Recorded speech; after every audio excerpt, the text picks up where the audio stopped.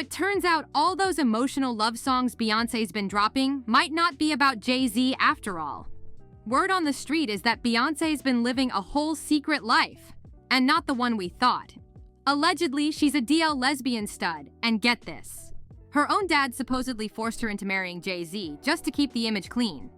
But hold up, don't start feeling bad for Jay just yet. The T says he's been dipping on both sides too, and this setup might have been perfect for him from the beginning. Jaguar Wright is the one who kicked this whole thing off, and she's not holding back. That woman must have access to some real underground vault of secrets, because what she's saying, whew.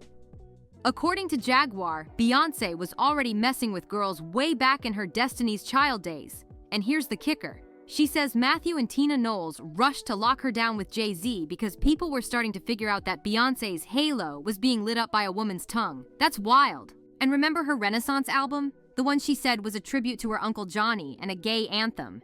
Jaguar says that was just a clever cover-up. She claims Beyoncé made that album for herself. Girl, if that's true, then Beyoncé been living her truth in plain sight, just not saying it out loud. Now, folks been calling her Beyoncé for years, and it started off as a little joke, but now, the streets are buzzing like never before, and Jaguar just added fuel to the fire with more accusations.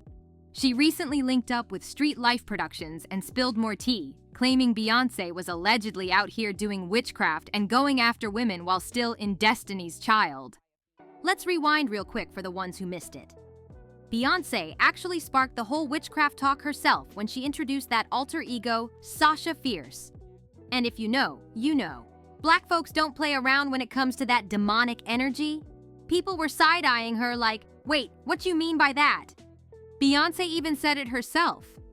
Sasha takes full control because she's too shy to perform on her own. Then she said, right before I performed for the BET Awards, I raised my hands up, and it was the first time I felt something else come into me. Like, what? Fast forward to 2018, and here comes her former drummer, who toured with her for 7 years, accusing Beyoncé of doing extreme witchcraft and even trying to unlive her. Yes, that's what was said, and it didn't stop there. Popular YouTube blogger Storm Monroe also came out and claimed that Beyoncé was deep into African witchcraft. This just keeps getting more twisted by the minute. Let's circle back to those lesbian rumors, because they've been floating around since the early 2000s. The whispers first started in 2000, right after Beyoncé dropped that track, I Got That, with Emile. Not long after the song came out, Emile did an interview and dropped a bomb. She straight up accused Beyoncé of trying to make a move on her. Emile claimed she wasn't into it and made it crystal clear to Beyoncé. But here's where things get real shady. That interview, it vanished from the internet like it never happened. Gone. Scrubbed clean. You literally cannot find it anywhere. And that's exactly why folks believe Emile got blackballed from the whole industry. People say she spoke too much truth, and just like that, poof, her career was over. And let's be honest, it wouldn't be the first time the industry silenced somebody who spilled too much behind-the-scenes tea. Then boom, in 2009, Beyoncé links up with Lady Gaga, and the rumors hit hard again. Their wild chemistry in the telephone video had fans doing double takes. That music video wasn't just edgy. It had people seriously wondering if Beyoncé was using it as a subtle way to come out. But then Gaga went off script in an interview and stirred the pot even more. She said, "We both like women." Just like that. No sugarcoating, no filter. Now take all that. The Emile story, the missing interview, and Gaga's unexpected comment. And it's no wonder people are side-eyeing this whole situation like, wait, was this more than just a rumor all along? Of course, Beyoncé's team swooped in quick with damage control, saying Gaga meant they both love supporting women and female empowerment. But nobody was buying it. The internet was like, nah, that ain't what she said. And get this, 2 whole years before Gaga's slip, Beyoncé was already raising eyebrows when she was spotted at the Box. Now, if you don't know, the Box ain't your average club. It's known for wild performances and super grown-up entertainment, especially in the LGBTQ+ scene.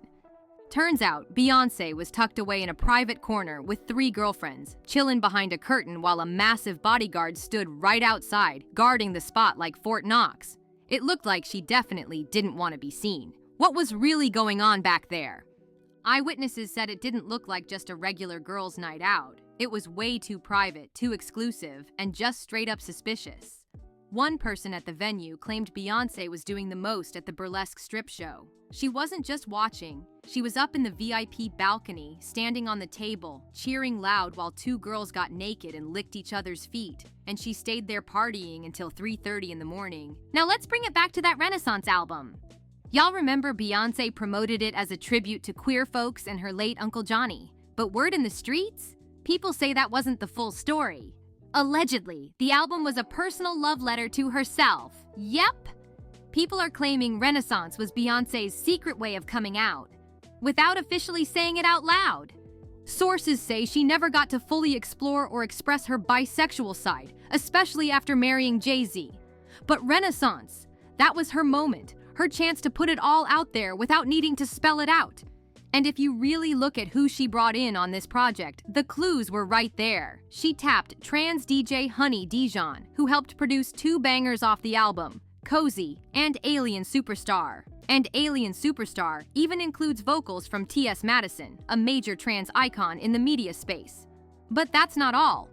Alien Superstar also samples I'm Too Sexy by Right Said Fred, whose lead singer, Fred Fairbrass, is openly bisexual. Then there's Break My Soul, featuring LGBTQ+ icon Big Freedia. And the track Move, where she teams up with Thames and Grace Jones, another living legend in the queer scene. Beyoncé wasn't playing. Every move was intentional. Then it gets even bolder. In her song Thique, Beyoncé sings, "She thought she was kicking that ish. I told her, go harder." That's that Castro, eat that ish like Mastros. She say she on a diet. Girl, you better not lose that though. That's that I don't do this usually. I don't know what you do to me. Who exactly is this mystery she Beyoncé's talking about? Fans think it might be someone named Carolyn, but nobody really knows. What's clear is, something definitely went down. And if you needed more proof, during her Renaissance World Tour, the bisexual flag was lighting up the screen multiple times. Beyoncé wasn't just dropping hints anymore, she was practically screaming them in neon. But the real heat came when people started connecting even more dots about Beyoncé's personal life. And now it's got folks digging up stuff that's been swept under the rug for years. Apparently, back in the day, there were whispers that one of Beyoncé's dancers, a female backup dancer from her early solo days, had been real close with her, off stage too. Some insiders say they were inseparable during the B-Day and I Am, Sasha Fierce eras, always traveling together, sharing hotel suites, and seen laughing a little too close in between rehearsals. People backstage started calling the dancer her special friend, and just like that, she vanished, replaced without a word, and never mentioned again. No interviews, no goodbye post, just gone. And this ain't the only case. One ex-tour staff member reportedly told a friend that Bey was hands-on with some of the girls, especially after shows. But of course, NDAs were handed out like candy, and nobody dared to go public. That machine behind Beyoncé is strong. It moves quick and quiet. Then came the Met Gala incident. Yeah, the one where Solange went off on Jay-Z in that infamous elevator fight. Everyone thought it was about cheating, right? But some folks are now saying there was more to the story. Word is, Jay had threatened to expose Beyoncé's alleged affairs with women, something she wasn't ready to face publicly. And if that theory's true, it puts that entire elevator moment in a whole new light. Solange might have been protecting her sister from being blackmailed by her own husband. But here's where it gets wild.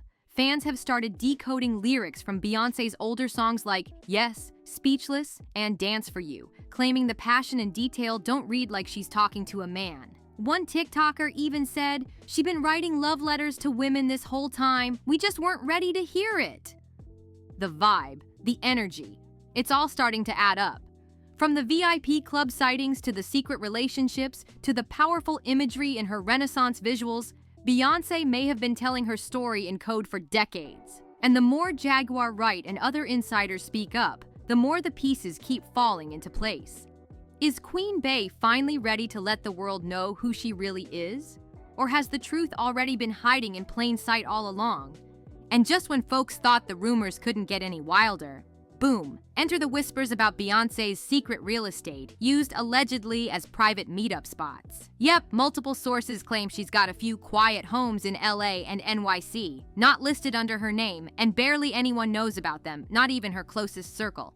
These places reportedly have tight security, minimal staff, and only a select few get past those gates. One former bodyguard, who worked on and off for Beyoncé's team, allegedly told a friend, "Those houses weren't for business. Let's just say Bey had her own little hideaways."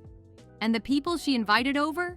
According to rumors, mostly women, often dancers, stylists, or creative collaborators who mysteriously never lasted long in her inner circle. Coincidence? Now here's the plot twist. Some fans think Beyoncé's been laying the groundwork for a major life shift for years. The sudden switch to full creative control, the hyper-curated visuals, her pushing more boundaries on stage than ever before. Some are saying it's not just artistic freedom, it's personal freedom, like she's finally breaking out of an identity she never asked for. And this makes sense when you consider how carefully her public image was crafted in the early 2000s. Perfect wife, perfect mother, untouchable pop goddess. But behind the scenes, folks say she's been quietly rewriting her own story, and with Renaissance, she kicked the door wide open. And let's not forget the celebrity connections. People have long speculated that Beyoncé had more than just artistic chemistry with certain female stars. From intense on-stage performances to flirty interviews, fans still side-eye moments she had with stars like Nicki Minaj and Rihanna. The body language, the eye contact, it had people screaming, "There's more going on here!" Then there was that one backstage moment caught on a fan's camera where Beyoncé whispered something into a female dancer's ear, and the girl blushed hard. That clip made rounds online before it disappeared just as quickly. Folks who saw it said the energy between them didn't look just professional. Now, nobody's saying Beyoncé owes anyone an explanation. But the streets are buzzing louder than ever, and every little clue adds more weight to what folks have been thinking for years. Maybe Queen Bey's been running her own game all along, one that only now is starting to come to light. That pink, purple, and blue light wasn't just for show. It was glowing loud and proud during the Renaissance tour, and fans noticed it fast. Once people caught on, they started digging through old Beyoncé appearances like detectives, and baby, the receipts started flying. Folks pulled up her Complex magazine covers from 2003 and 2013, and whew, she was serving full-on Bey energy. That same pink and blue color combo was front and center, and now fans are convinced it was never a coincidence. She's been giving hints all along, and we just weren't ready to catch them until now. Now look, none of this has been officially confirmed. These are all rumors and speculation for now. But what's wild is how many people believe it. The streets are convinced Beyoncé's been hiding her truth in plain sight, and they want her to finally let it all out. One fan wrote, "There's been rumors out for the longest time about Bey and Emile. Emile even hinted at it herself, and that was way back in the late 90s. Another person added, "Lord have mercy. Jaguar might be the real voice of what's going on behind the scenes in this industry. Like, what files does she not have?" So now it's your turn. What do you think? Do you believe Jaguar right? Is Beyoncé really living a double life? Or is the internet just doing what it does best, digging too deep? Now, drop your thoughts down in the comments because this one is messy, wild, and far from over. And don't forget, if you're living for this tea, you have to check out this other messy video right here. Smash that subscribe button, turn on those notifications, and I'll see you in the next one with even more drama, secrets, and Hollywood chaos.